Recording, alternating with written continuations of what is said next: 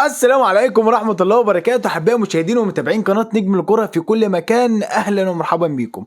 وزي ما وعدتكم قبل كده وقلت لكم هنزل لكم كل آخر جولة أداء حراس المرمى للنادي الأهلي ونادي الزمالك. كان معانا مباراتين النهاردة، النادي الأهلي ونادي الداخلية ونادي الزمالك ونادي إنبي. كان معانا 4 حراس مميزين جدا، ولكن كان في أهداف كتيرة في ماتش الأهلي الداخلية. 5 أهداف قدر يسجلهم النادي الأهلي ونادي الداخلية، وكان في هدف مقابل هدف في مباراة الزمالك وإنبي. تعالوا نشوف أول مباراة هتكون معانا النادي الأهلي ونادي الداخلية. كان موجود مع النادي الأهلي محمد الشناوي ورضا السيد مع الداخلية. تعالوا نشوف إيه اللي حصل في المباراة دي. معانا اول هدف للنادي الاهلي، كريم فؤاد طبعا جه من ناحيه اليمين. لو تفتكروا الهدف ده زي هدف شادي حسين في الاسماعيلي بالظبط، الراجل جه برده من ناحيه اليمين والراجل خد خطوه واتنين نزل لهم تحت وبيع خالص المدافعين وطلعهم بره اللعبه خالص، وقدر يسجل هدف جميل جدا في نادي الاسماعيلي. هنا برده محمد شريف طبعا هداف كبير عمل نفس الموضوع. طبعا لو جينا نبص هنا هنلاقي المدافعين اصلا في الطراوه بتاعه الداخليه متمركزين غلط، وطبعا طلعهم بره اللعبه خالص، الراجل جراهم معاه ووقف خد خطوه اتنين. الخطأ هنا بقى اللي يهمنا طبعا خطأ رضا السيد. هنا لو جينا نبص لمعظم الحراس هنلاقي الحراس، في حراس بتتوقع الكوره وتروح مع الكوره، وفي حراس بتتوقع الزاويه اللي هيتشاط فيها الكوره، وفي حراس بتطلع تقفل وتعمل نفس اللي عمله رضا السيد، ولكن بيكون مسافه قريبه بين الحارس وبين اللاعب. هنا رضا السيد اللي عندي هنا كده، طبعا رضا السيد في اكتر من متر ونص بين محمد شريف وبين رضا السيد. رضا السيد عايز يعمل هنا وضع الفراشه وعايز يفرش جسمه. ما ينفعش تفرش جسمك بالشكل ده وكوره متصوبه. تفرش جسمك في حاله واحده بس، لو المسافه بينك وبين اللاعب اقل من نص متر او متر بالكتير، عشان جسمك الكره تلحق تخبط في جسمك. انما بالشكل ده انت بتفرش، ما انتش شايف الكره، انت بتفرش جسمك وخلاص، وما انتش عارف انت بتفرش جسمك والكره فين وانت مش شايف الكره اصلا. يشيل فيها طبعا رضا السيد، ولكن الخطا الاول بنسبه 80% خطا المدافعين، وبنسبه 20% 25% رضا السيد، لان كان المفروض يتعامل معاه بشكل افضل من كده ويعمل الثبات الانفعالي ويقف. 100 مره قلنا الحارس لو عمل الثبات الانفعالي ووقف وشاف الكره حتى لو صعبه هيتعامل معاه وهيبقى شكله افضل من كده. طبعا الكره هدف جميل جدا وقدر يحطها من مره واحده، خاصه ان الكره ملعوبه في الزاويه الضيقه، يعني يشيل فيها بنسبه كبيره كمان، بنسبه 40% كمان. ده الهدف الثاني. طبعا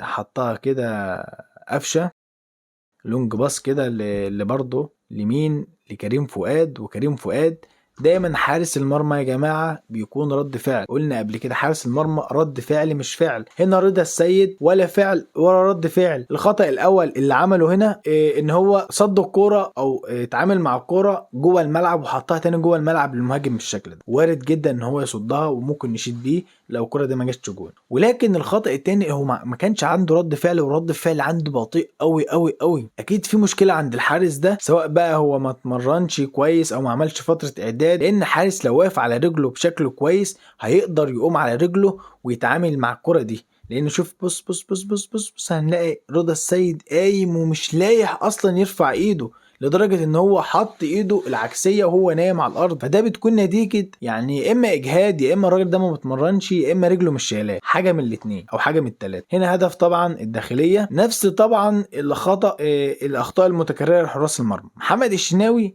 اللي عندي هنا كده متمركز صح جدا، الراجل طلع اهو صوب الكوره.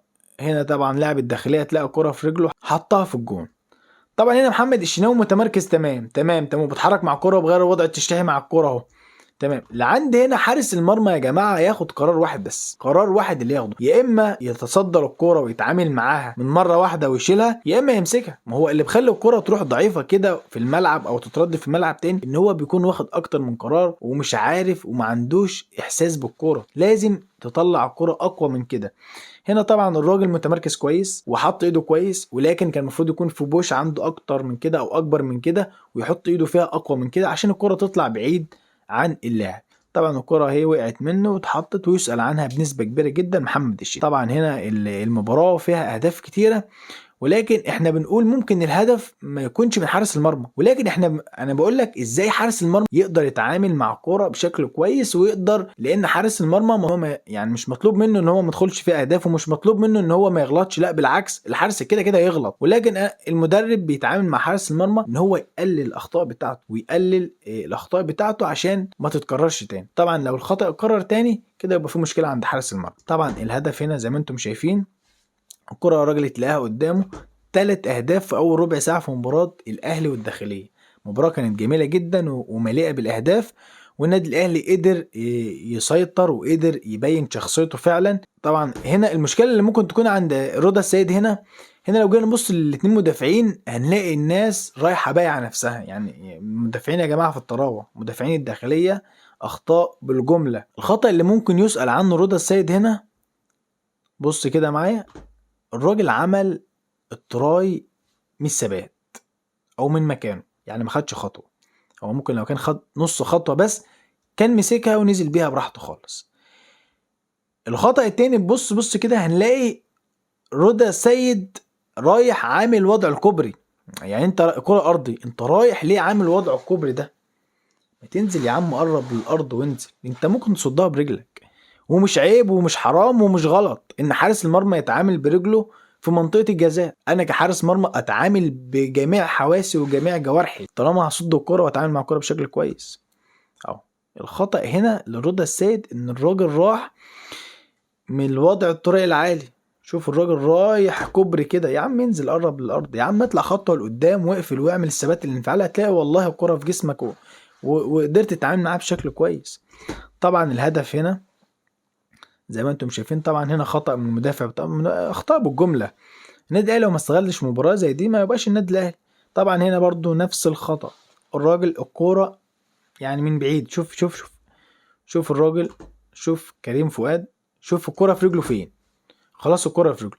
الراجل عامل وضعية الفراشة وهو اصلا لسه ما طلعش، ومن وضع الحركة برضه. يعني شوف اهو الراجل طلع عمل الفراشة وفرش جسمه. اعمل الثبات الانفعالي بتاعك على قد ما تقدر، اقف على قد ما تقدر. هتلاقي اللاعب ما هوش عارف يعمل ايه، هتلخبط اللاعب وهتقدر تعمل الثبات الانفعالي بتاعك ده وتقدر تستفاد منه حاجات كتير جدا. هيحطها يمين هتروح معاه، هيحطها شمال هتروح معاه، ولكن تبقى عامل الثبات الانفعالي بتاعك وعندك سرعة رد فعل عشان تقدر تتعامل مع الكورة. انما الحارس اللي بيطلع يبيع نفسه ده ويفرش كده وما هوش عارف هي الكورة فين اصلا، ده من اكبر الاخطاء المتكررة لحراس المرمى. تعالوا بقى اخدكم ونروح لماتش انبي والداخلية. عايز اقول حاجه هنا بس، ان البلعوطي باع نفسه بشكل كبير جدا وطلع نفسه بره اللعب. حارس المرمى بيشوف الوضع التشريحي للاعب او وضعيته او البوزيشن بتاع اللاعب فين، وبناء عن كده بيقف ويعمل ويكون في اتجاه الكوره. هنا الراجل متطرف طبعا بالشكل ده، من الصعب جدا جدا ان هو يلعبها هنا كده ويجيبها جول، صعب. اذا كان بقى حارس المرمى طوبه واقفه في الجون، فاللاعب 100% هيعرضها. في الحاله دي حارس المرمى الجون بتاعه ما بيبقاش الثلاث خشبات دول، لا، حارس المرمى اصبح الجون بتاعه من القائم للست يرضى، اصبح اللي وراي. اصل انا حارس مرمى الجون بتاعي اللي في ظهري، ايا كان بقى انا ظهري فين ووضعي فين. فهنا حارس المرمى في الوضع ده طلع نفسه بره اللعبه خالص. طبعا الكره طالما عدت بالشكل ده هدف 100% هدف، واللاعب لو الكرة لو ما كانتش راحت للمدافع كانت راحت وبقت جول. فكان المفروض من البلعوطي ان هو ما يرحلش قوي كده بالشكل ده ويطلع نفسه بره اللعب خالص كده، لا، ده المفروض المسافة تكون بيني وبين القائم تكون فتح الدراع، يعني مستوى فتح الدراع كده، افتح دراعي كده الاقي ايدي او طراطيف ايدي لامسه العرض، بحيث لو انا عملت التراي يكون انا وصلت وعديت العرض. وكذلك برضو لو الكرة اتعرضت بالشكل ده هكون قريب للكرة، اخد نص خطوة ولا حاجة واقدر اتعامل، حتى لو الكرة سريعة هتتعامل معاها بشكل كويس جدا. هنا البلعوطي باع نفسه بشكل رغم انها ما جاتش هدف، ولكن نتج عنها ضربة جزاء. حارس المرمى يقدر ينقذ هدف قبل ما يبقى فيها خطورة بالشكل ده. طبعا الكرة راحت للمدافع وفي الاخير جت ضربة جزاء واستجلت هدف.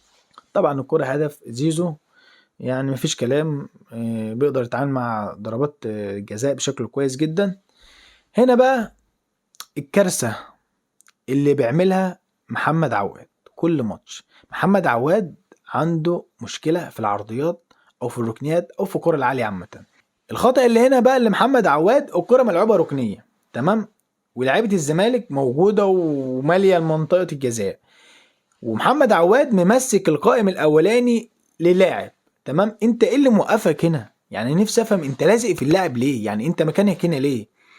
طالما انت موقف لاعب بالشكل ده ارجع يا عم واقفل تلتين الجون اللي ورا او تلت الجون اللي ورا وسيب تلتين الجون قدامك. على الاقل كرة لو اتلعبت في التلتين الجون اللي قدام انت طالع بوشك وتقدر تتحرك لقدام اسهل ما ترجع لورا بالشكل ده. ده اول خطأ انت عملته.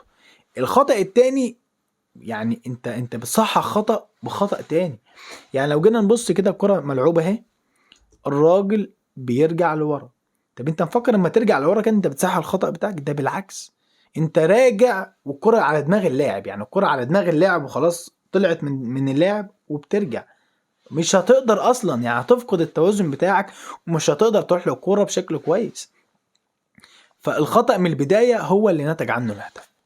الكرة صعبة؟ لا مش صعبة. الكرة يسأل عنها محمد عواد، يسأل عنها محمد عواد، ويقدر المدرب بتاعه يشتغل معاه كتير على الكرة العالية ويشتغل معاه على الركنيات. انا مش فاهم مدربين الحراس ما بيتفرجوش على الماتشات دي ومش بيحللوا معاهم الاهداف دي ليه، او الاخطاء، لان محمد عواد اخطاء متكررة في نفس الكرة العرضيات ونفس المشاكل السهلة دي.